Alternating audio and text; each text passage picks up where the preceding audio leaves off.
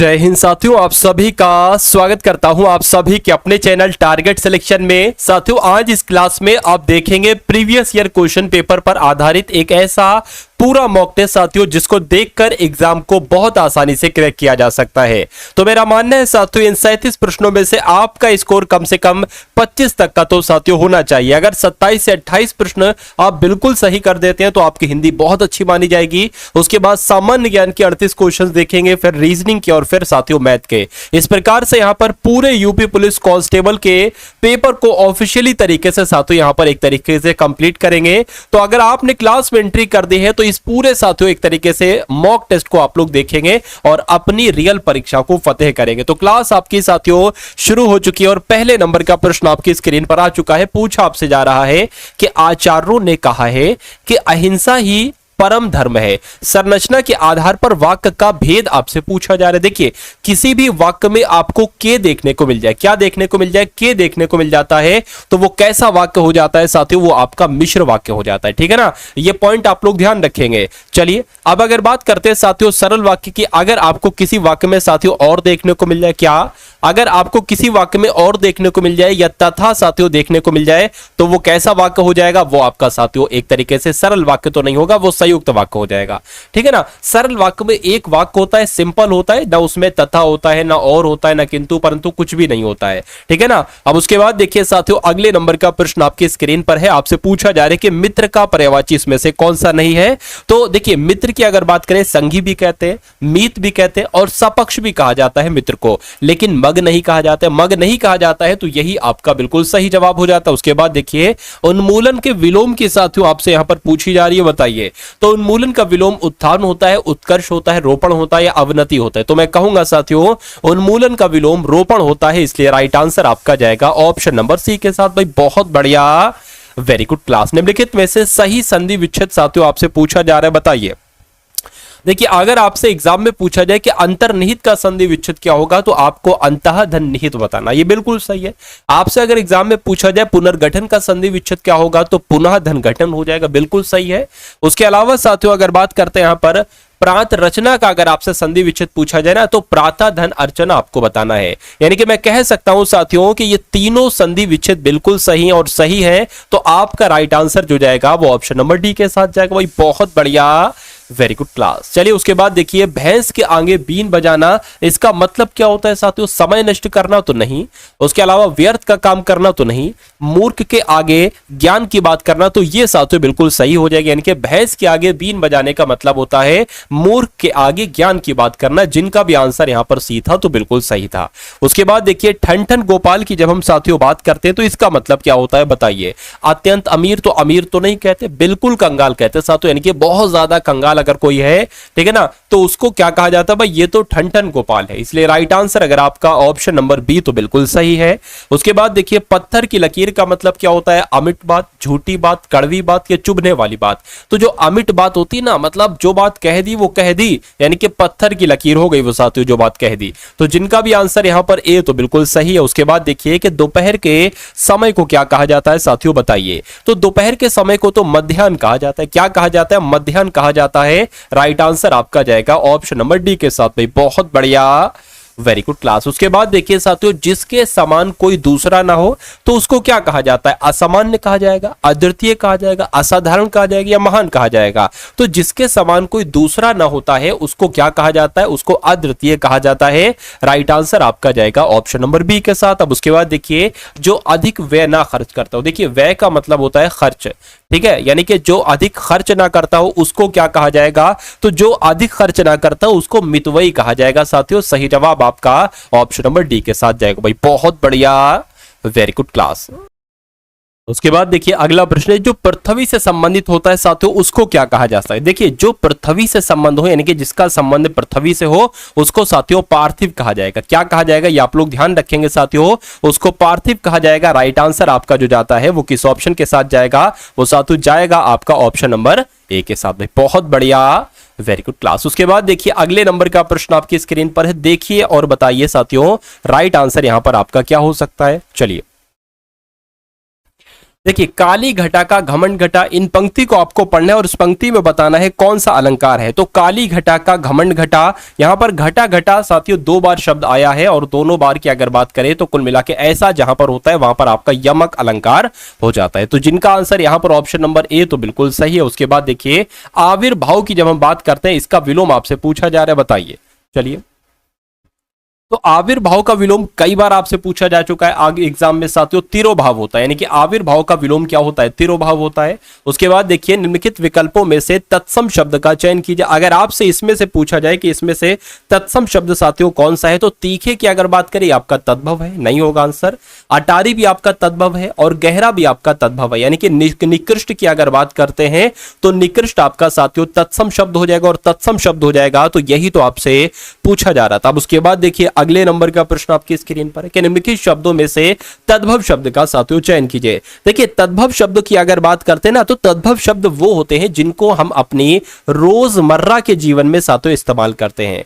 यानी कि जिन शब्दों का हम अपने रोजमर्रा के जीवन में साथियों प्रयोग करते हैं ना, ठीक है ना, उनको ही एक तरीके से क्या कहा जाता है? तद्भव शब्द कहा जाता है। तो मुझे बताइए, क्या उद्रेक बहुत ज्यादा आप बोलते हो? नहीं बोलते हो। प्रांगण भी नहीं बोलते हो, और आश्रम सबसे ज्यादा बोलते हो, या प्यास सबसे ज्यादा बोलते हो? तो आप कहोगे प्यास हम डेली बोलते हैं, भाई मुझे प्यास लग रही है। आश्रम हो सकता हो बहुत कम आप बोलते हो। तो कुल मिला के ये आपका तद्भव शब्द हो जाएगा। और दूसरी ट्रिक ये है कि जो तद्भव शब्द होता है ना, इसको पढ़ने में बहुत आसानी से आप पढ़ लेते हो, लेकिन जो आपका जो तत्सम शब्द होता है साथियों, इनका उच्चारण थोड़ा सा कठिन होता है। अगर ये किसी बच्चे से पढ़वाओगे तो उसको दिक्कत लगेगी, लेकिन तद्भव शब्द जो होते हैं ना, बच्चा भी बहुत आसानी से पढ़ देता है। तो ये भी एक ट्रिक होती है तत्सम और तद्भव शब्द को पहचानने की। उसके बाद देखिए, निम्नलिखित में से कौन सा विकल्प यहां पर शुद्ध है? यानी कि वाल्मीकि की जब हम बात करते हैं तो वाल्मीकि कैसे लिखा जाता है? जैसे ऑप्शन नंबर ए में लिखा हुआ है, बी में लिखा हुआ है, सी में लिखा हुआ है, या डी में लिखा हुआ है। तो मैं कहूंगा साथियों, जैसे आपका ऑप्शन नंबर बी में लिखा हुआ ऐसे वाल्मीकि लिखा जाता है, तो यही आपका बिल्कुल सही जवाब हो जाता है। उसके बाद देखिए, निम्नलिखित में से कौन सा वाक्य शुद्ध है? यानी कि 4 वाक्य आपके सामने, शुद्ध वाक्य आपको बताना है। महाभारत 18 दिन तक चला, ठीक है ना, तो यह गलत हो जाएगा। वह कई कई दिनों से गायब है, यह भी नहीं सही है। वे अनेक कलाएं जानते हैं, या उसका प्राण उड़ गया, प्राण उड़ता नहीं है। तो कुल मिला के शुद्ध वाक्य यहां पर जो है वो ऑप्शन नंबर सी है, और यही आपका बिल्कुल सही जवाब हो जाता है। निम्नलिखित में से कौन सा लुटेरा शब्द से प्रयुक्त प्रत्यय है? बताइए साथियों। ये 18 क्वेश्चंस यहां पर हो चुके हैं, और आप देखिए कितने क्वेश्चंस आपके सही हैं। और टोटल यहां पर साथियों मैं आपको 37 क्वेश्चंस कराऊंगा, और 37 में से आपका स्कोर जो लगभग होना चाहिए साथियों, वो 26 से 27 का होना चाहिए। क्योंकि आज के इस पूरे मॉक टेस्ट को साथियों इस प्रकार से मैंने डिजाइन किया है कि आप अगर 37 में से साथियों 27 क्वेश्चन कर देते हैं, तो एग्जाम हॉल में जो क्वेश्चंस आएंगे उसमें 100% आपके क्वेश्चन बिल्कुल सही होंगे, अगर आज की इस क्लास में 27 क्वेश्चन आप कर देते हैं। और हिंदी का जो लेवल रखा है साथियों, वो मैंने आज थोड़ा सा आसान रखा है। हिंदी के लेवल की अगर बात करें साथियों, कैसा हिंदी का लेवल है? आज आसान हिंदी का लेवल है, ठीक है ना साथियों। तो कुल मिला के अगर बात करें, बहुत अच्छे तरीके से यहां पर सारी चीजें आप लोग क्या करेंगे साथियों, देखेंगे। चलिए, तो यहां पर अगर साथियों बात करते, देखिए लुटेरा शब्द से प्रयुक्त प्रत्यय कौन सा होगा? बताइए। तो लुटेरा में जो प्रत्यय, ये थोड़ी ना होगा, ना ये होगा ना ये होगा, यानी कि एरा की अगर बात करते हैं तो ये आपका प्रत्यय हो जाएगा, और यही आपका बिल्कुल सही जवाब हो जाता है। उसके बाद देखिए, अगले नंबर का साथियों प्रश्न आपकी स्क्रीन पर, और यहां पर आपसे पूछा क्या जा रहा है साथियों, देखिए और बताइए राइट आंसर आपका क्या होगा। चलिए, निम्नलिखित में से कौन सा निसंकोच शब्द में प्रयुक्त संस्कृत उपसर्ग? यानी कि निसंकोच शब्द में अगर मैं आपसे उपसर्ग पूछूं तो आप क्या बताओगे? एक तरफ तो देखिए ये संकोच हो जाएगा, और एक तरफ की अगर बात करते हैं साथियों, क्या हो जाएगा? नहीं हो जाएगा, और विसर्ग लग जाएगा यहां पर। तो ऐसा कहां पर लिखा हुआ है? ऐसा ऑप्शन नंबर डी में लिखा हुआ है, तो यही आपका क्या हो जाएगा साथियों? उपसर्ग हो जाएगा।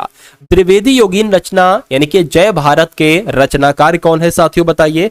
तो जय भारत के रचनाकार हम मैथिली शरण गुप्त है साथियों, बात आप लोग ध्यान रखेंगे। राइट आंसर आपका ए के साथ जाएगा। नीली साड़ी में कौन सा विशेषण है? बताइए। देखिए, साड़ी की अगर बात करें, अगर आपसे पूछा जाता है इसमें साड़ी क्या है, तो साड़ी की जब अगर बात करते साथियों, तो साड़ी यहां पर एक विशेष शब्द है, यानी कि जिसकी विशेषता बताई जाती है, तो वो आपका कैसा शब्द होता है? वो आपका एक तरीके से विशेष शब्द होता है। और जो शब्द विशेषता बताता है उसको ही तो क्या कहा जाता है? विशेषण कहा जाता है। यानी कि अगर आपसे पूछते कि नीली साड़ी में विशेषण क्या है, तो आप नीली बताते। पूछा जा रहा है नीली कैसा विशेषण है, कि नीली साड़ी का रंग बता रहा है, यानी कि एक तरीके से एक गुण बता रहा है ये, नीला एक गुण ही तो हुआ, तो इसमें ये कैसा विशेषण हो जाएगा साथियों, गुणवाचक विशेषण ही तो हो जाएगा। इसलिए राइट आंसर अगर आपका भी है ऑप्शन नंबर सी के साथ तो बिल्कुल करेक्ट भाई, बहुत बढ़िया, वेरी गुड क्लास। चलिए साथियों अब उसके बाद देखिए नेक्स्ट नंबर का क्वेश्चन है कि निम्नलिखित में से कौन स्वर नहीं है। आप सभी ने बचपन में पढ़े होंगे साथियों कि छोटा आ, छोटा ऊ, ए, ये सब स्वर है, लेकिन उआ की अगर बात करते हैं तो ये साथियों स्वर नहीं है, ये आपको मालूम होना चाहिए। चलिए उसके बाद देखिए रमा प्लस ईश यानी कि रमा धन ईश बराबर रमेश, इसका संधि बनता है। ये किस प्रकार की संधि है साथियों बताइए। तो इसमें अगर बात करें साथियों कैसी संधि है, इसमें आपकी गुण संधि हो जाएगी। राइट आंसर आपका जाएगा ऑप्शन नंबर ए के साथ। उसके बाद देखिए निम्नलिखित में से कौन सा शब्द क्रिया विशेषण है साथियों बताइए। देखिए क्रिया विशेषण की अगर बात करें यानी कि कौन सा शब्द क्रिया की विशेषता बताने लायक है, तो क्रिया की विशेषता बताने लायक बुद्धिमान थोड़ी ना है, मीठा भी नहीं है, पहला भी नहीं है, तेज मैं कह सकता हूं, ठीक है ना, तेज तेज मैं कह सकता हूं। अगर बात लीजिए तेज तेज बोलना, तेज बोलना, तो बोलना क्या है, बोलना एक क्रिया है और तेज इसकी विशेषता बता रहा है, ठीक है ना, तो क्रिया विशेषण हो जाएगा, यही आपका क्रिया विशेषण हो जाएगा। तेज चलना, तो चलना एक क्या है, क्रिया है, और तेज इसकी विशेषता बता रहा है, तो क्रिया विशेषण क्या हो जाएगा, तेज हो जाएगा। तो जिनका भी आंसर यहां पर ए था तो बिल्कुल सही था। उसके बाद देखिए तरंग शब्द का पर्यायवाची क्या होगा बताइए। तो इसमें अगर बात करें तरंग शब्द का पर्यायवाची साथियों ऊर्मी होता है। राइट आंसर आपका डी के साथ जाएगा। जो शब्द क्रिया की विशेषता बताते हैं उनको क्या कहा जाता है, तो सिंपल सी बात है, जो क्रिया की विशेषता बताएंगे। अच्छा क्रिया क्या होता है, जैसे कि चलना जो है ना ये आपका क्रिया है, दौड़ना क्या है साथियों, दौड़ना भी आपका क्रिया है, ठीक है ना, और रोना क्या है, रोना भी एक तरीके से क्रिया है, ठीक है। ये सब साथियों क्या है, ये सब आपके साथियों क्रिया है। लेकिन अगर देखिए अब ना देख रहे होंगे, ना देख रहे होंगे, ना देख रहे होंगे, लेकिन अगर सिर्फ मैं यहां पर लिख दूं चल, तो ये तो मैंने आपको बताया ये आपका क्रिया हो जाएगा। लेकिन अगर आपसे पूछे ये चल क्या होगा, तो ये साथियों धातु हो जाएगा। क्या हो जाएगा, धातु हो जाएगा। दौड़ना में ना लग गया तो ये तो क्रिया हो जाएगा, लेकिन दौड़ना में अगर मैं सिर्फ साथियों क्या लिख दूं, अगर मैं सिर्फ साथियों दौड़ लिख दूं तो ये धातु हो जाएगा। यहां पर अगर बात करते हैं साथियों रो, अगर मैं लिख दूं रो नहीं कह सकते, ठीक है ना। और बहुत सारी चीज जैसे पढ़ना आपका क्या हो जाएगा, पढ़ना आपका क्रिया हो जाएगा, लेकिन पढ़ की अगर बात करते हैं तो पढ़ की अगर बात करें साथियों पढ़ आपका क्या हो जाएगा, धातु हो जाएगा। इतनी चीजें और आपको साथियों याद रखना है। उसके बाद देखिए निम्नलिखित में से किस वाक्य में सकर्मक क्रिया है बतलाइए। चलिए देखिए छोटा बच्चा खिलखिलाकर हंस पड़ा, इसमें अकर्मक क्रिया है।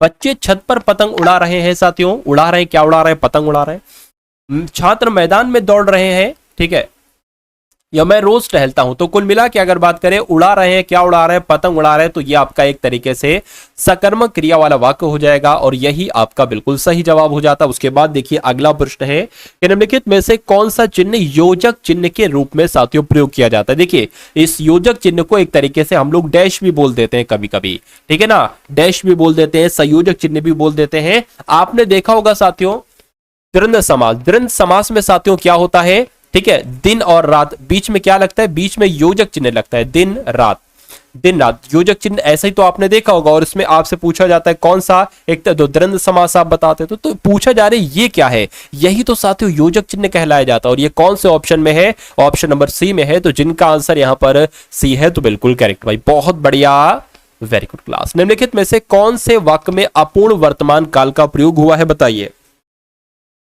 देखिए यहां पर अपूर्ण वर्तमान काल थोड़ी ना है, यहां पर भी नहीं है, यहां पर भी नहीं है। पार्थ खेल रहा है साथियों, यहां पर एक तरीके से अपूर्ण वर्तमान यानी कि है आ गया तो वर्तमान काल है, और अपूर्ण साथियों आ गया यानी कि अभी खेल रहा है, पूरी तरीके से काम कंप्लीट यहां पर नहीं हुआ है भाई, बहुत बढ़िया, वेरी गुड क्लास। यहां पर अगर बात करें निम्नलिखित में से कौन से वाक्य में संदिग्ध भूतकाल का प्रयोग हुआ। देखिए संदिग्ध भूतकाल का प्रयोग कहां पर हुआ है ये आपसे पूछा जा रहा है। तो मैंने निबंध लिखा है, यहां पर कोई संदिग्ध वाली बात नहीं है साथियों, और जब संदिग्ध वाली बात नहीं है तो ये कैसे आंसर हो सकता है। मैंने निबंध लिखा, इसमें भी कोई संदिग्ध वाली बात आपको लग रही है, नहीं लग रही है साथियों। मैंने निबंध लिखा, इसमें आपका कौन से वाक्य में देखिए संदिग्ध भूतकाल का प्रयोग हुआ है, ठीक है ना। मैंने निबंध लिखा होगा, या यदि मैंने निबंध लिखा होता तो मुझे इनाम अवश्य मिलता है, यहां पर भी निश्चित तौर से कहा जा रहा है नहीं लिखा है निबंध। तो कुल मिला के अगर बात करें मैंने निबंध लिखा होगा, यहां पर आपका क्या है, संदिग्ध भूतकाल है और यही आपका राइट आंसर हो जाएगा, मैंने निबंध लिखा होगा, ठीक है ना। उसके बाद देखिए साथियों अगले नंबर का प्रश्न आपकी स्क्रीन पर है, देखिए और बताइए सही जवाब क्या है कि अपहरण में किस उपसर्ग का प्रयोग हुआ है। देखिए अगर इसकी संधि विच्छेद करें तो अप अलग हो जाएगा, हरण अलग हो जाएगा। उपसर्ग पूछा है तो साथियों क्या हो जाएगा, अप हो जाएगा। राइट आंसर आपका सी के साथ। उसके बाद देखिए बुराई में लगा प्रत्यय कौन सा है बताइए, यानी कि बुराई की अगर बात करते हैं साथियों, बुराई की अगर बात करें तो प्रत्यय बताइए आप सबसे पहले क्या होगा। चलिए बुराई में देखिए, बुराई की अगर बात करें तो यहां पर एक शब्द निकल कर आ जाएगा साथियों, क्या, बुरा। ठीक है ना, बुरा यहां पर एक शब्द निकल कर आ जाएगा और बचेगा क्या, बड़ी ई बचेगा। तो यही आपका क्या हो जाएगा, एक तरीके से प्रत्यय हो जाएगा और यही आपका बिल्कुल सही जवाब हो जाता भाई। बहुत बढ़िया, वेरी गुड क्लास। उसके बाद देखिए क्या लिखा हुआ है कि वहां कौन खड़ा है। वाक्य में सर्वनाम का भेद क्या है बताइए। देखिए कभी भी आपके वाक्य में क्या आ जाए, कौन आ जाए, कब आ जाए, ऐसे करके प्रश्नवाचक शब्द आ जाए ना साथियों, तो वो क्या कहलाए जाते हैं, वही आपके प्रश्नवाचक सर्वनाम कहलाए जाते हैं और यही आपका बिल्कुल सही जवाब हो जाता है। निम्नलिखित में से कौन सा शब्द मूल शब्द का पर्यायवाची नहीं है। यानी कि झूठ की अगर बात करते हैं, झूठ शब्द का कौन सा पर्यायवाची नहीं। देखिए झूठ को मिथ्या भी कहते हैं, ठीक है ना, झूठ को असत्य भी कहते हैं और झूठ को मृषा भी कहते हैं, लेकिन झूठ को वचन नहीं कहते। तो झूठ का पर्यायवाची वचन नहीं होगा, तो यही आपका राइट आंसर है। उसी प्रकार अब आपको बताना है टेढ़े का कौन सा पर्यायवाची नहीं होगा। तो यहां पर साथियों अगर बात करें, बताइए सही जवाब आपका क्या होगा, बताइए। चलिए अब यहां देखें तो देखिए टेढ़े को एक तरीके से क्या कहा जाएगा, कुटिल कहा जाएगा, नहीं कहा जाएगा, बिल्कुल कुटिल कहा जाएगा। उसके अलावा बंकम का मतलब भी एक तरीके से टेढ़ा ही होता है। वक्र को भी एक तरीके से कहते हैं टेढ़ा, लेकिन घूमे का मतलब एक तरीके से अलग होता है। घूमा एक तरीके से ऐसे घूमता है ना, ठीक है। तो ये आपका टेढ़े का पर्यायवाची नहीं होगा, तो यही आपका बिल्कुल सही जवाब हो जाता है।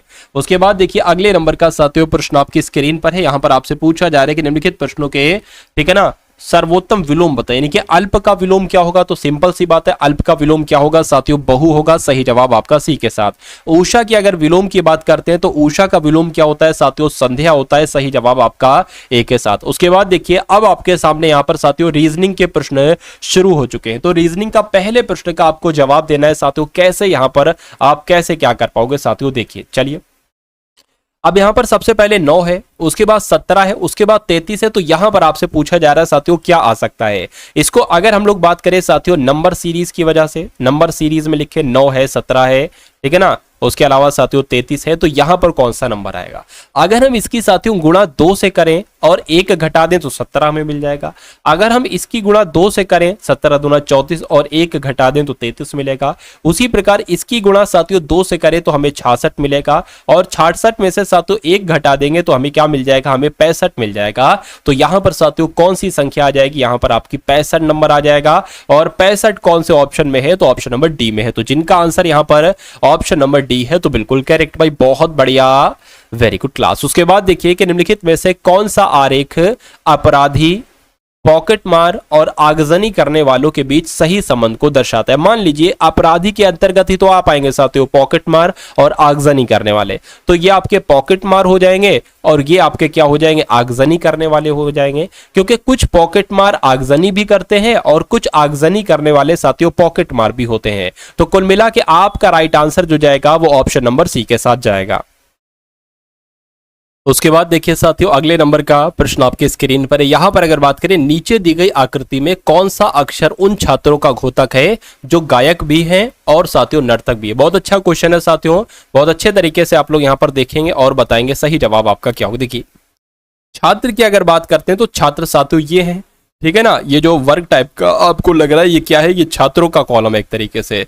मतलब ऐसे छात्र आपको बताना है जो गायक भी हो, ये गायक हो जाएंगे, इतने ये साथियों गायक हो जाएंगे, और साथियों क्या हो, और नर्तक भी हो, ये आपके नर्तक हो जाएंगे, ठीक है ना। तो ऐसा तो सिर्फ मुझे डी दिख रहा है जो कि छात्र तो है, उसके साथ साथ गायक भी है और नर्तक भी है। तो डी दिख रहा है साथियों, तो डी आपका बिल्कुल सही हो जाएगा। तो इस प्रकार जिनका आंसर यहां पर ऑप्शन नंबर बी है तो बिल्कुल करेक्ट भाई, बहुत बढ़िया, वेरी गुड क्लास। चलिए अब उसके बाद देखिए अगले नंबर का प्रश्न आपकी स्क्रीन पर है।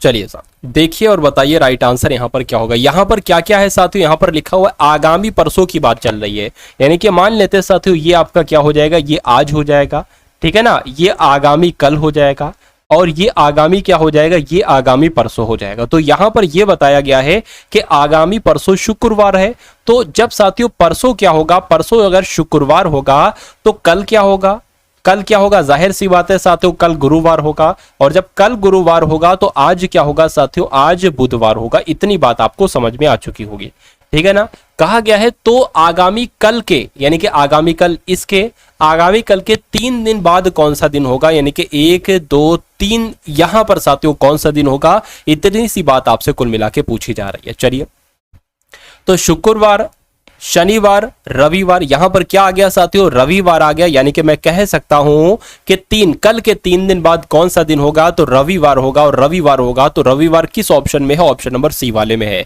तो जिनका आंसर यहां पर ऑप्शन नंबर सी तो बिल्कुल सही है। अब उसके बाद देखिए अगले नंबर का प्रश्न आपकी स्क्रीन पर है। यहां पर क्या क्या लिखा हुआ है साथियों, निम्नलिखित प्रश्न नीचे दी गई 5 त्रिअंकीय संख्या, यानी कि 5 3 अंकों की संख्याएं हैं, 386 है, 752 है, 961 है, 573 है, 839 है। तो ये कुछ संख्याएं यहां पर दे रखी हैं, ठीक है ना। उसके बाद देखते, अच्छा प्रश्न है, मतलब इससे रिलेटिव एक प्रश्न आपसे पूछा जा रहा है। दूसरे और तीसरे अंकों को बदलना है तो 3 ऐसा ही आ जाएगा, यानी कि 6 और 8 आ जाएगा, 2 ऐसा ही आ जाएगा, और क्या आ जाएगा साथियों एक तरीके से, ठीक है ना, 1 से 2 थोड़ी ना, 7 आएगा, यहाँ पर 7 आ जाएगा, 2 आ जाएगा, 5 आ जाएगा। उसके बाद साथियों क्या आ जाएगा, एक तरीके से 9 तो 9 लिखा जाएगा, 1 आ जाएगा, 6 आ जाएगा। उसके बाद साथियों 5 लिख देंगे, और 3 आ जाएगा, और 7 आ जाएगा, और यहाँ पर क्या लिख देंगे, 8 लिख देंगे, और 9 लिख देंगे, और यहाँ पर 3 लिख देंगे, ठीक है ना। इतनी बात आपको समझ में आ चुकी होगी भाई, बहुत बढ़िया, वेरी गुड क्लास। अब सबसे बड़ी संख्या यहाँ पर आपको कौन सी दिख रही है साथियों, 916 दिख रही है।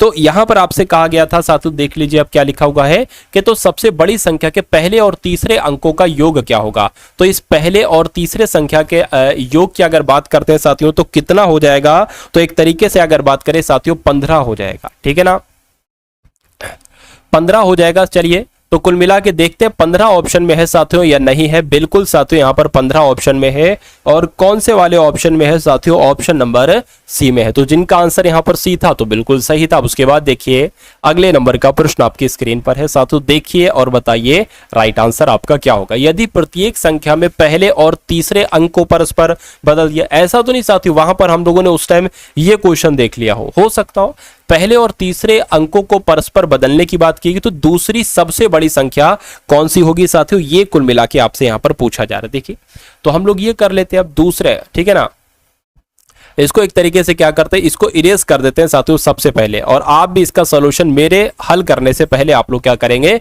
बतलाएंगे। चलिए, यहां पर अगर बात करें क्या कहा गया था साथियों, यहां पर कहा गया पहले और तीसरे अंक को बदलना है, यानी कि यहां पर क्या आ जाएगा, 6 8 3 आ जाएगा। इतनी बात आपको समझ में आ गई साथियों, ठीक है ना। यहां पर क्या आ जाएगा, एक तरीके से बात करें साथियों 2 5 7 आ जाएगा।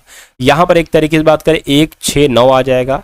यहां पर क्या आ जाएगा, 3 7 5 आ जाएगा। यहां पर क्या आ जाएगा साथियों, 9 3 8 आ जाएगा। तो यहां पर कहा गया था दूसरी सबसे बड़ी संख्या, ठीक है ना, दूसरी सबसे बड़ी संख्या तो ये हो जाएगी, और दूसरी सबसे बड़ी संख्या साथियों ये हो जाएगी। तो क्या कहा गया था साथियों, अब एक बार प्रश्न को भी देख लेते हैं कि तो दूसरी सबसे बड़ी संख्या कौन सी होगी। तो दूसरी सबसे बड़ी संख्या कौन सी होगी, एक तरीके से 683 होगी। तो 683 देखते ऑप्शन में है, 683 तो ऑप्शन में नहीं है। तो यहां पर अगर बात करें, कहा गया था दूसरी सबसे बड़ी संख्या ये है, और इसके सामने वाला फिर आंसर होगा, यानी कि 386 आपका आंसर हो जाएगा।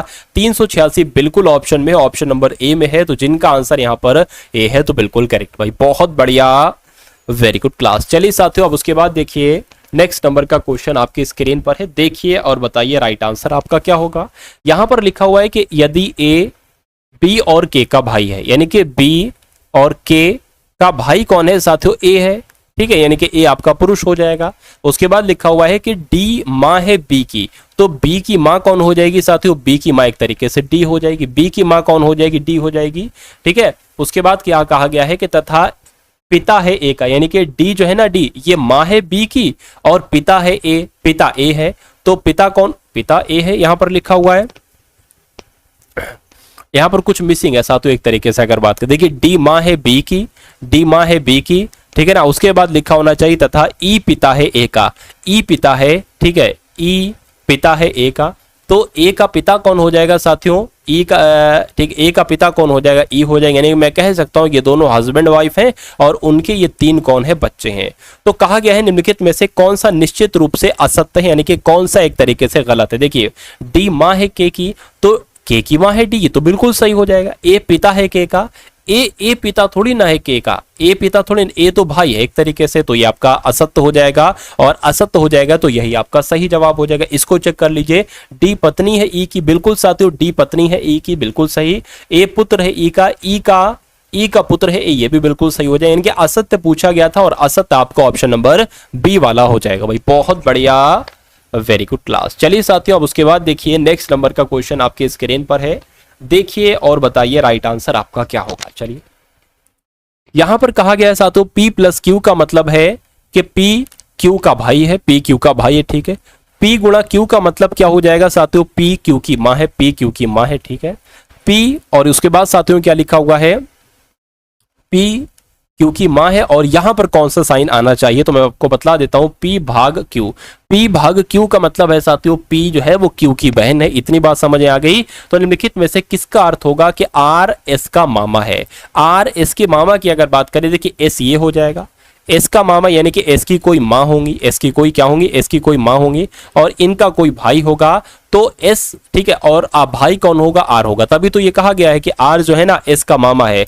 तो किस ऑप्शन की मदद से आपको ऐसा लग रहा है कि एस जो है एस का मामा कौन है, आर है। एक तरीके से देख लीजिए, पहले इस वाले को सही आप मानकर चलिए, आर गुणा पी, और गुणा का मतलब यहां पर क्या है कि पी गुणा क्यू का अर्थ है कि पी क्यू की माँ है, यानी कि आर क्यू की माँ, आर पी की माँ है। तो R जो हो जाएगी साथियों, ठीक है ना, ये P की माँ हो जाएगी। ये बात आपको समझ में आ गई। अब प्लस का मतलब देख लीजिए क्या है, यानी कि P प्लस Q का मतलब है P Q का भाई है, यानी कि P S का भाई है, ठीक है ना। P जो है वो S का भाई है, तो P की अगर बात करते हैं साथियों ये S का भाई है। तो क्या इससे हमें रिलेशन मालूम पड़ पा रहा है कि R और S का रिलेशन तो मालूम पड़ पा रहा है साथियों, लेकिन क्या एक तरीके से ये क्या नहीं होगा, ये मामा नहीं होगा, तो ये कट हो जाएगा। उसके बाद एक बार आप इसको देख लीजिए, इसको मैं हटा देता हूं।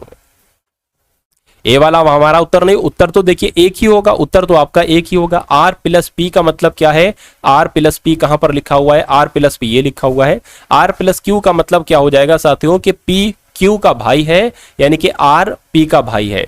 तो आर जो है ना साथियों ये क्या हो गया, ये एक तरीके से पी का भाई हो गया, ठीक है ना। चलिए आर पी का क्या होगा साथियों, भाई हो गया। उसके बाद गुणा वाला कहां लिखा हुआ है, गुणा वाला ये लिखा हुआ है कि पी क्यू की मां है, यानी कि पी एस की मां है। तो P जो है ना, P साथियों ये आपकी क्या हो जाएगी, S की माँ हो जाएगी। अब देखिए, अब अगर बात करें, ये माँ हो गई और ये इसका भाई हो गया, यानी कि इन दोनों का संबंध क्या हो गया, मामा का हो गया, यानी कि S क्या कहेगा, मामा कहेगा। यहां पर जो संबंध था वही संबंध यहां पर है, यानी कि तो कुल मिला के आंसर आपका जो जाएगा वो ऑप्शन नंबर बी के साथ जाएगा। और जिनका भी आंसर बी है बिल्कुल सही है। इसको थोड़ा सा अच्छे तरीके से आप लोग देखेंगे तो बहुत आराम से इसको आप लोग कर ले जाएंगे। उसके बाद देखिए अगले नंबर का प्रश्न आपके स्क्रीन पर है कि बैंकर में ऐसे कितने अक्षर हैं जिनमें से प्रत्येक अक्षर आरंभ से उतना ही दूर है जितना कि वो अंग्रेजी वर्णमाला में होता है। देखिए एक शब्द आपको दे दिया जाएगा, आपसे जो यहां पर लैंग्वेज आपसे पूछी गई है वो आपसे साथियों पूछी जाएगी। तो आपको इस तरीके के सवाल में क्या करना है, इसको प्लेस वैल्यू लिख लीजिए। जैसे दो पर होता, बी 2 पर होता है, ए 1 पर होता है, एन 14 पर होता है। उसी प्रकार के आपका जो होता है ना साथियों वो 11 पर होता है, और ई 5 पर होता है, और आर 18 पर होता है। अब यहां से चलिए 2 और 1, देखिए अंग्रेजी वर्णमाला में भी इनके बीच कोई लेटर नहीं होता और यहां पर भी कोई लेटर नहीं, यानी कि एक हमें ऐसा अक्षर जोड़ा मिल गया है जिसके अंग्रेजी वर्णमाला में भी उतने लेटर होते हैं जितने यहां पर हैं। 0 वहां पर भी होते, 0 यहां पर भी। उसके बाद देखिए 2 3 4 5 6 7 नहीं मिला, ये 18 है। 1 2 3 4 5 नहीं है, 14 15 16 ये भी नहीं होगा, हाँ ये हो जाएगा 14 15 16 17, ये तो 17 हो रहा है भाई, ये तो क्या हो रहा है साथियों 17 हो रहा है, तो ये भी आपका नहीं हो पाएगा, ठीक है ना। तो कुल मिला के अगर इसको मैं थोड़ा सा डिलीट कर देता हूं, यहां से हटा देता हूं। देखिए अगर अब बात करते हैं साथियों यहां पर दूसरा जोड़ा क्या है, 1 2 3 4 5 नहीं मिला, 14 15 16 17 18 नहीं मिला, ठीक है ना। कुल मिला के अगर साथियों बात करते हैं यहां पर, तो यहां पर हमें एक ही दिख रहा है, तो एक आपका बिल्कुल सही हो जाएगा। और एक की अगर बात करते हैं साथियों कहां पर है, एक आपका ऑप्शन नंबर बी में है भाई। बहुत बढ़िया, वेरी गुड क्लास। उसके बाद देखिए साथियों कि MEMORY मेमोरी को एक कूट भाषा में क्या लिखा जाता है, यानी कि M का कोड 8 है, फिर E का कोड 4 है, ऐसी 8 7 2 9 यहाँ पर लिखा गया। तो उसी कूट भाषा में साथियों रोम का मतलब क्या होगा, देखिए यहाँ पर R भी है, O भी है, M भी है, E भी है, तो इनके कोड क्या बन रहे हैं साथियों, 2 7 8 4 बन रहे हैं, ठीक है ना, 2 7 8 4 बन रहे हैं। तो 2 7 8 4 कौन से ऑप्शन में है, ऑप्शन नंबर डी वाले में, तो यही आपका बिल्कुल सही जवाब हो जाता भाई। बहुत बढ़िया, वेरी गुड क्लास भाई, बहुत बढ़िया, वेरी गुड क्लास। उसके बाद देखिए अगले नंबर का प्रश्न है। तो अब साथियों यहां पर आप लोग क्या देखेंगे, अब आप लोग देखेंगे साथियों एक तरीके से सामान्य ज्ञान के क्वेश्चंस यहां पर आपके शुरू हो चुके हैं। तो सामान्य ज्ञान को साथियों एक तरीके से शुरू से हम लोग यहां पर क्या करेंगे, शुरू से आपके सामने यहां पर साथियों खोल लेते हैं। चलिए भाई बहुत बढ़िया, वेरी गुड क्लास। रीजनिंग के क्वेश्चन सारे आपने देख लिए। यहां पर अगर साथियों बात करते हैं हम लोग पहले क्वेश्चन की कि भारत की राजधानी क्या है, तो आप सभी लोग जानते हैं साथियों भारत की राजधानी एक तरीके से क्या है, तो दिल्ली ही भारत की राजधानी है। उसके बाद देखिए बहुत तेजी के साथ देखेंगे और बहुत तेजी के साथ आप लोग साथियों राइट आंसर बताते जाइएगा। ताजमहल कहां पर है, तो साथियों आगरा में है। उसके बाद देखिए महात्मा गांधी का पूरा नाम क्या था, तो मोहनदास करमचंद गांधी था आंसर, जिनका ए तो बिल्कुल सही है। भारत के वर्तमान प्रधानमंत्री कौन है साथियों, तो वर्तमान समय पर प्रधानमंत्री कौन है, तो नरेंद्र मोदी है। विश्व का सबसे बड़ा महासागर कौन सा है, तो विश्व का सबसे बड़ा महासागर प्रशांत महासागर है। सौर मंडल का सबसे बड़ा ग्रह, देखिए बहुत तेजी के साथ क्वेश्चन के राइट आंसर देना ये आपकी कला है कि आपका कितना माइंड शार्प है, ये इससे मालूम पड़ेगा। सबसे बड़ा ग्रह कौन सा है, तो बृहस्पति ग्रह साथियों सबसे बड़ा है। भारत का राष्ट्रीय खेल क्या है, तो हॉकी की अगर बात करें, अगर ये क्वेश्चन आता है और ऑप्शन में हॉकी आता है तो हॉकी आप लोग लगाएंगे। पृथ्वी का कौन सा महाद्वीप सबसे बड़ा है, तो अगर बात करें एशिया महाद्वीप जो है वह साथियों सबसे बड़ा है। उसके बाद देखिए महात्मा गांधी ने किस आंदोलन का नेतृत्व किया था, तो यहां पर अगर बात करें असहयोग आंदोलन की, तो असहयोग आंदोलन का नेतृत्व किया था महात्मा गांधी जी ने। भारत की पहली महिला प्रधानमंत्री कौन थी, तो यहां पर अगर बात करते हैं साथियों पहली महिला प्रधानमंत्री की बात चल रही है साथियों, तो इंदिरा गांधी थी। राइट आंसर आपका जाएगा सी के साथ। उसके बाद देखिए भारत का राष्ट्रीय पशु कौन सा है, तो बाघ जो है ना साथियों भारत का राष्ट्रीय पशु है। गांधी जी का जन्म कब हुआ था साथियों, तो 2 अक्टूबर को महात्मा गांधी जी का जन्म हुआ था। भारत का राष्ट्रीय पक्षी कौन सा है, तो मोर की अगर बात करें भारत का राष्ट्रीय पक्षी है। भारत का सबसे लंबी नदी की अगर बात करें तो गंगा नदी भारत की सबसे लंबी नदी है। उसके बाद देखिए कंप्यूटर का मस्तिष्क किसे कहा जाता है, तो सीपीयू यानी कि सेंट्रल प्रोसेसिंग यूनिट को भारत का मस्तिष्क कहा जाता है, सॉरी कंप्यूटर का मस्तिष्क कहा जाता है। संयुक्त राष्ट्र संघ का मुख्यालय कहां पर है साथियों, तो न्यूयॉर्क में ही संयुक्त राष्ट्र का मुख्यालय है। भारत के किस राज्य में कोणार्क का सूर्य मंदिर है, तो कोणार्क का सूर्य मंदिर कहां पर है, तो यह साथियों ओडिशा में है। स्वतंत्रता संग्राम के समय बाल पाल बाल बाल लाल इनमें से कौन है, देखिए लाल की अगर बात करें तो लाला लाजपत राय, बाल की बात करें तो बाल गंगाधर तिलक, और पाल की बात करें तो बिपिन चंद्र पाल हो जाते हैं। तो महात्मा गांधी का साथियों इनसे संबंध नहीं था, आंसर आपका डी के साथ। भारत के किस राज्य में सबसे पहले सूर्योदय होता है, तो सबसे पहले जो सूर्योदय निकलता है वो अरुणाचल प्रदेश में निकलता है, यानी कि सबसे पहले अगर सूर्योदय की जो सूर्य की किरण पड़ती है वो कहां पड़ती है, तो अरुणाचल प्रदेश में पड़ती है। भारत का सबसे बड़ा राज्य क्षेत्रफल की दृष्टि से कौन सा है साथियों, सबसे ज्यादा क्षेत्रफल की अगर बात करें तो उत्तर प्रदेश का सबसे ज्यादा, ये आप लोग साथियों ध्यान रखेंगे। नहीं, उत्तर प्रदेश की अगर बात करती है ये तो साथियों जनसंख्या के मामले में सबसे ज्यादा है, क्षेत्रफल के मामले में तो साथियों राजस्थान सबसे बड़ा है, इसलिए राइट आंसर आपका ऑप्शन नंबर डी के साथ जाना चाहिए। उसके बाद देखिए इंटरनेट पर सबसे ज्यादा उपयोग में आने वाली भाषा कौन सी है, तो कौन सी है साथियों, अंग्रेजी है, ये बात आपको भी मालूम होगी। उसके बाद देखिए कंप्यूटर में प्रयुक्त जो www है ना, इसकी फुल फॉर्म क्या होती है, तो वर्ल्ड वाइड वेब साथियों इसकी फुल फॉर्म होती है, आंसर आपका ए के साथ। भारत का राष्ट्रीय वृक्ष की अगर बात करें तो जो बरगद है ना साथियों, ये भारत का राष्ट्रीय वृक्ष है। स्वतंत्रता संग्राम के समय जो काकोरी कांड हुआ था साथियों, ये कब हुआ था, तो ये 1925 में हुआ था। कब हुआ था, 1925 में हुआ था। भारत की पहली महिला राष्ट्रपति की अगर बात करें तो प्रतिभा पाटिल देवी सिंह की अगर बात करें तो ये कौन थी, भारत की पहली महिला राष्ट्रपति थी। कौन सा ग्रह लाल ग्रह के नाम से जाना जाता है, तो जो मंगल ग्रह है ना साथियों, इसको लाल ग्रह भी कहा जाता है। विश्व का सबसे ऊंचा पर्वत शिखर कौन सा है, तो सबसे ऊंचा पर्वत शिखर कौन सा है, माउंट एवरेस्ट है। भारत का सबसे बड़ा बंदरगाह की अगर बात करते हैं तो मुंबई का जो बंदरगाह है ना, मुंबई बंदरगाह, ये भारत का सबसे बड़ा बंदरगाह है साथियों, आप लोग ध्यान रखेंगे भाई, बहुत बढ़िया, वेरी गुड क्लास। चलिए साथियों सिंधु नदी के नाम से कौन सी नदी जानी जाती है, बताइए। तो इंडस नदी आप लोग साथियों ध्यान रखें, यानी कि किस नदी को सिंधु के नाम से जाना जाता है, तो इंडस नदी को साथियों सिंधु के नाम से जाना जाता है। ये बात आपको मालूम होना चाहिए। राइट आंसर आपका डी के साथ।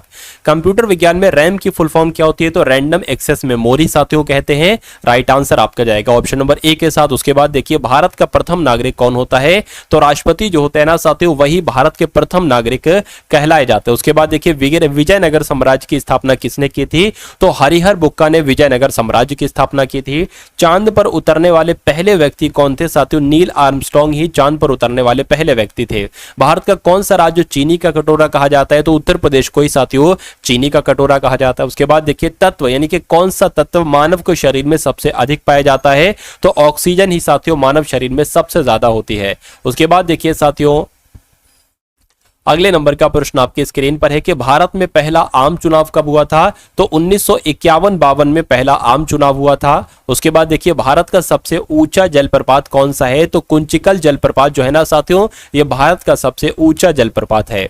भारत का सबसे बड़ा रेलवे स्टेशन कौन सा है, तो जो हावड़ा स्टेशन है ना साथियों, भारत का सबसे बड़ा रेलवे स्टेशन है। भाई बहुत बढ़िया, तो वेरी गुड क्लास। अब उसके बाद साथियों हम लोग यहाँ पर क्या देखेंगे, मैथ के कुछ क्वेश्चन साथियों देखेंगे जो आपके एग्जाम के लिए सबसे इंपॉर्टेंट है, सबसे साथियों जरूरी है। तो इन मैथ के क्वेश्चंस को साथियों आप लोग देखिएगा और बताइएगा कैसा आपका यहाँ पर स्कोर रहा। चलिए देखिए यहाँ पर लिखा हुआ 1008 को किस अंक वाली संख्या से विभाजित किया जाए कि जो भागफल आए वो एक पूर्ण वर्ग संख्या आ जाए, यानी कि किसी संख्या का क्यूब किसी संख्या का स्क्वायर एक तरीके से आ जाए। ठीक है ना, तो 1000 को साथियों 1008 को अगर 8 से कट करें तो 8 एकम 8, 2 चला जाएगा, 8 दूना 16, कितना आ जाएगा 4 यहां पर चला जाएगा। ठीक है ना, 8 × 40, 8 × 48, तो 126 आया, नहीं होता, ये आंसर नहीं होगा। फिर 1008 को साथियों किससे कट करेंगे, 7 से कट करेंगे, तो 7 एकम 7 हो जाएगा, 3 चला जाएगा, 7 चौक 28 हो जाएगा। फिर 7 चौक कितना हो जाएगा साथियों, एक तरीके से 28 हो जाएगा। तो मैं कह सकता हूं साथियों यहां पर क्या आ गया, 144 आ गया। और ये किसी संख्या का वर्ग होता है, बिल्कुल ये 12 का साथियों स्क्वायर होता है, 12 का वर्ग होता है। तो राइट आंसर आपका अगर है ऑप्शन नंबर बी के साथ, तो बिल्कुल करेक्ट भाई, बहुत बढ़िया, वेरी गुड क्लास। किसी वस्तु की लागत 20% और 25% दो क्रमिक कटौती करने के बाद पी आती है, तो वस्तु की मूल लागत क्या, मान लेते वस्तु की मूल लागत क्या है, वस्तु की मूल लागत x है, यानी कि इस मूल लागत पर, वस्तु की मूल लागत पर 20% की कटौती होती है, यानी कि 80%, तो 80/100। उसके बाद 25% की होती है तो 25% की होती है तो 75/100। ठीक है ना, उसके बाद ये जो आता है करने कटौतियां करने के बाद पी आती है।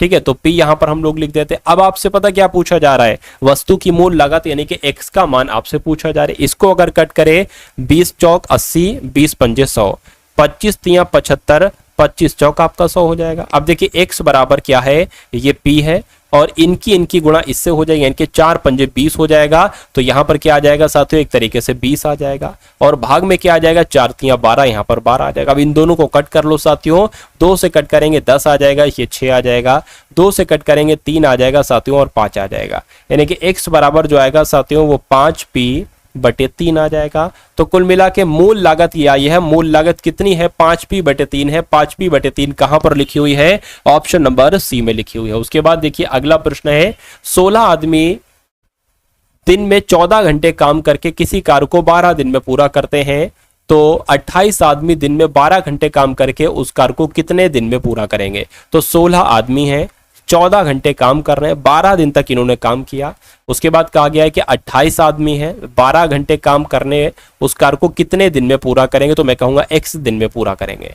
अब यहां पर अगर साथियों बात करते हैं हम लोग 16 × 14 × 12, और इसके भाग में आ जाएगा ये 28 और 12, 28 और 12 ये यहां पर आ गया, इस 12 से ये 12 कैंसिल हो गया, 14 कम 14, 14 दूना 28, 2 की अगर बात करेंगे तो ये 8 आएगा, यानी कि x का मान क्या आता है साथियों, 8 आता है। यानी कि मैं कह सकता हूं कि 12 घंटे करके उस कार्य को 8 दिन में पूरा किया जा सकता है। 8 आपका राइट आंसर, जहां पर ऑप्शन नंबर डी है साथियों। और इस क्वेश्चन को देखिए और इस क्वेश्चन का आंसर बताने की साथियों कोशिश कीजिए कि क्या आपका यहाँ पर राइट आंसर हो सकता है। देखिए 1 है, 3 है, 5 है, 7 है, 9 है, 11 है, ऐसे करके ये विषम संख्या, और कितनी विषम संख्याएं हैं, 25 विषम संख्याएं हैं। इन 25 विषम संख्याओं का साथियों आपको बताना है औसत क्या होगा। देखिए सबसे पहले हम एक फॉर्मूले की मदद से इसको करते हैं। अगर प्रथम विषम 25 संख्याएं हैं, तो प्रथम विषम 25 संख्याओं का योग कितना होता है, तो प्रथम जितनी भी विषम संख्याओं का योग जो होता है ना वो n स्क्वायर होता है। यानी कि अगर 26 विषम संख्या होती तो 26 का स्क्वायर हो जाता है। यहाँ पर 25 है तो 25 का स्क्वायर क्या हो जाएगा साथियों, एक तरीके से 625 हो जाएगा। यानी कि ये क्या निकलेगा, यानी कि ये साथियों योग निकलेगा 25 विषम संख्याओं का। अब आप सभी को पता है कि योग बटा क्या होता है, योग बटा संख्याओं की संख्या होती है। संख्याओं की संख्या कितनी है, 25 है। तो अगर ऐसा आप कर दोगे तो ये आपके सामने साथियों क्या निकल कर आ जाएगा, आपके सामने साथियों यहां पर औसत निकल कर आ जाएगा। तो 25 पंजे कितने होते हैं साथियों, 625 होते हैं। यानी कि 25 आपका क्या निकल कर आएगा, औसत निकल कर आएगा, जो कि ऑप्शन नंबर बी में है। तो यही आपका बिल्कुल सही जवाब हो जाता है। उसके बाद देखिए साथियों यहां पर अगर बात करते, देखिए यहां पर साथियों अगर बात करते अंडरवुड है 0.000441 है, इसका मान आपसे कुल मिला के यहां पर पूछा जा रहा है। देखिए अगर हम साथियों अंडर रूट की बात करें, देखिए सबसे पहले अगर मैं आपको बताऊं ना, ये क्या होता है, ये होता है साथियों 441, ये 21 का स्क्वायर होता है, ठीक है ना। तो 441 हमने नीचे लिख लिया। और यहां पर कितने बार साथियों पॉइंट के बाद कितने हैं, पॉइंट के बाद 6 नंबर के बाद पॉइंट है ना। तो कुल मिला के साथियों कुछ इस प्रकार से हम लोग कर सकते हैं, ठीक है ना। कुछ इस प्रकार से एक काम करो, ठीक है ना, या एक काम करो साथियों ऐसे कर लो, एक सेकेंड, 1000 गुणा 1000, बात तो वही आ जाएगी ना, ठीक है, बात वही आपकी आ गई। अब अंडरवुड में साथियों यहां पर क्या हो जाएगा, 21 गुणा 21 हो जाएगी, इसमें से एक 21 आपका बाहर आ जाएगा। और 100 गुणा 100 गुणा 100 ऐसे भी तो हम लोग लिख सकते हैं बिल्कुल। अब 21 दो बार है तो एक तो 21 बाहर आ जाएगा, 100 दो बार है, एक आपका क्या 100 साथियों कुल मिला के यहां पर बाहर आ जाएगा, ठीक है ना। और यहां का एक 10 बाहर, ये 10 गुणा 10 है ना, एक 10 बाहर आ जाएगा, तो 21 बटे 1000 आ गया। अब इसको सॉल्व करोगे 3 0 है ना, तो 3 नंबर के बाद साथियों क्या आ जाएगा, पॉइंट आ जाएगा। 3 नंबर के बाद पॉइंट आ गया, तो .021 कहां पर लिखा हुआ है, ये तो आपका ऑप्शन नंबर डी में लिखा हुआ है। तो यही आपका बिल्कुल सही जवाब हो जाता भाई, बहुत बढ़िया, वेरी गुड क्लास। चलिए साथियों उसके बाद देखिए अगला प्रश्न है कि यहां पर अगर बात करें 2,43,000 को किस लघुत्तम संख्या से विभाजित करना है, करें कि भागफल एक पूर्ण घन संख्या बन जाए, यानी कि किसी का क्या बन जाए, घन बन जाए। तो इसको 1 से अगर भाग देंगे तो ये तो 343,000 आ जाएगा, ठीक है, यानी कि 2,43,000। और ये किसी संख्या का घन होता है या नहीं होता है, नहीं होता है। चलिए उसके बाद अगर साथियों बात करते हैं, इसको अगर हम 3 से कट करें, किसको, 243 और 000 की अगर बात करें, इसको 3 से कट करें, देखते क्या आता है। 3 7 21, 3 8 24 आ जाएगा, 3 एकम 3 आ जाएगा, 0 0 0 आ जाएगा, तो ये भी नहीं होगा। 27 से अगर साथियों इसको कट करते हैं, देखिए 27 अगर इसको कट करते हैं, ठीक है ना, तो मेरे हिसाब से तब भी नहीं होगा। अगर बात करें यहाँ पर 243 0 0 0 को 9 से कट करते हैं तो देखते हैं क्या आता है। 9 कम 9, 9 दूना 18 हो जाएगा, ठीक है ना। और यहां पर क्या आ जाएगा 6, 9 पंजे 45, 9 चंग 54, 9 सत्ते 63 आ जाएगा, और 0 0 0 आ जाएगा।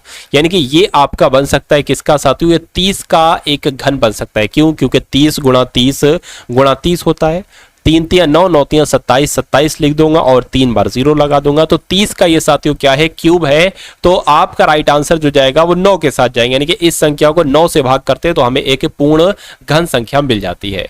उसके बाद देखिए अगले नंबर का प्रश्न आपकी स्क्रीन पर है, देखिए यहां पर अगर बात करें 6.5 गुणा 4.7 प्लस 6.5 गुणा 5.3 है, और बटे में साथियों क्या लिखा हुआ है, एक तरीके से 1.3 गुणा 7.9, 1.3 गुणा 6.9। देखिए अब 6.5 यहां पर भी है, 6.5 यहां पर भी है, तो 6.5 कॉमन ले लिया जाएगा। अंदर क्या बचेगा, 4.7 प्लस 5.3 बचेगा। उसके बाद अगर बात करें साथियों यहां पर 1.3 है, और हमने साथियों 7.9, 1.3 कॉमन ले लिया, 7.9 माइनस 6.9 यहां पर बचेगा। अब अगर बात करें उसके अगले स्टेप की, देखिए ये 4.7 प्लस 5.3 ये 10 हो जाएगा एक तरीके से, यानी कि 1.10 नहीं होगा बल्कि 1.0 हो जाएगा। 1 पॉइंट क्या हो जाएगा साथियों, 1.10 हो जाएगा, ये 10 हो जाएगा, 1.0 थोड़ी ना, 10.0 हो जाएगा। तो 6.5 गुणा ये आपका 10 आ जाएगा। और इसको अगर कट करोगे 7.9 में से 6.9 हो जाएगा, 1 बचेगा, यानी कि यहां पर क्या आ जाएगा 1.5। इस पॉइंट से ये पॉइंट कैंसिल हो जाएगा, 13 एकम 13, 13 पंजे 65 हो जाएंगे। तो 5 धाम कितने होंगे साथियों, 50 होंगे, और 50 ही आपका बिल्कुल सही जवाब हो जाता है, जो कौन से ऑप्शन में है, जो ऑप्शन नंबर डी में है भाई। बहुत बढ़िया, वेरी गुड क्लास। अब उसके बाद देखिए अगला प्रश्न साथियों, इसके ऊपर एक घात लगी हुई है, 81/169 पर एक घात लगी हुई है और वो एक घात है साथियों -1/2। देखिए कभी भी मान लीजिए साथियों, अगर बात करें 9/4 यहां पर लिखा हो और इसके ऊपर माइनस की घात लगी हो, अगर प्लस की घात है, ठीक है ना, अगर मान लीजिए साथियों यहाँ पर प्लस की घात है तो पता क्या करोगे, ये किस संख्या का स्क्वायर है तो 3 का, ये किस संख्या का स्क्वायर है तो इसका। पहली बात तो आप ये कर लोगे। लेकिन अगर कभी भी आप देखो कि साथियों माइनस में घात लगी हुई है तो आप इसको घात को प्लस में बदलने के लिए उल्टा पलटी कर दोगे, इनके 4/9 कर दोगे और यहाँ पर 1/2 आ जाएगा। इतनी बात आपको समझना है। तो इसको प्लस में करने के लिए साथियों क्या हमें उल्टा पलटी करना पड़ेगा, यानी कि 169/81 आ जाएगा। अब 1/2 इसका मतलब होता है ये किसी संख्या का स्क्वायर है, किसका है 13 का है। ये किस संख्या का स्क्वायर है 9 का है, तो 13/9 आपका बिल्कुल सही जवाब हो जाएगा, जो कि कौन से ऑप्शन में है, ऑप्शन नंबर डी वाले में। उसके बाद देखिए अगले नंबर का प्रश्न आपकी स्क्रीन पर है। 5:6 के अनुपात में अपनी पूंजियां ए और बी कोई साझा व्यापार आरंभ करते हैं, यानी कि दो लोग हैं साथियों, ए है और कौन है साथियों बी है। अगर ए लगाता है 5 तो बी लगाता है साथियों 6। 8 माह के बाद ए अपनी पूंजी हटा लेता है, यानी कि 8 माह तक साथियों इसने अपना पैसा लगाया, ठीक है 8 माह तक पैसा लगाया, ए अपनी पूंजी हटा लेता और उनके लाभ जो होते हैं ना साथियों, वो कितने के अनुपात में होते हैं, 5:9 के अनुपात में उनके लाभ होते हैं। बी ने अपनी पूंजी कितने समय के लिए लगाई, मैं कहूंगा साथियों बी ने अपनी पूंजी एक समय के लिए लगाई। अब देखिए 5 कितना हो जाएगा 40, 6 की गुणा 1 से करेंगे 6x हो जाएगा।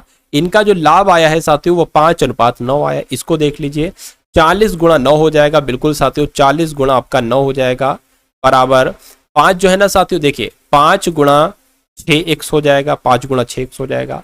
अगले स्टेप में 5 और 6 ये इसके बटे में आ जाएंगे, यानी कि 40 गुणा 9 हो जाएगा भाग 6 पंजे आपका 30 हो जाएगा। इस जीरो से ये जीरो कैंसिल हो जाएगा, 3 एकम 3, 3 3 आपका 9 हो जाएगा, यानी कि x बराबर आपका क्या आ जाएगा साथियों 12 आ जाएगा, यानी कि 12 माह आपके इस प्रश्न का बिल्कुल सही जवाब हो जाएगा, जो कि आपका ऑप्शन नंबर डी होगा। भाई बहुत बढ़िया, वेरी गुड क्लास। चलिए साथियों उसके बाद देखिए अगले नंबर का क्वेश्चन आपकी स्क्रीन पर है। अगर बात करें यहाँ पर देखिए क्या क्या लिखा हुआ है साथियों, एक तरीके से 550 का 16% भाग 500 का प्रश्नवाचक चिन्ह प्रतिशत बराबर 2.5 है, तो प्रश्नवाचक चिन्ह का मान क्या होगा, इसका मान क्या होगा। देखिए जो जो कहा जा रहा है साथियों वो आप करते जाइए। 550 का 16% कहा गया है तो 16% हो जाएगा।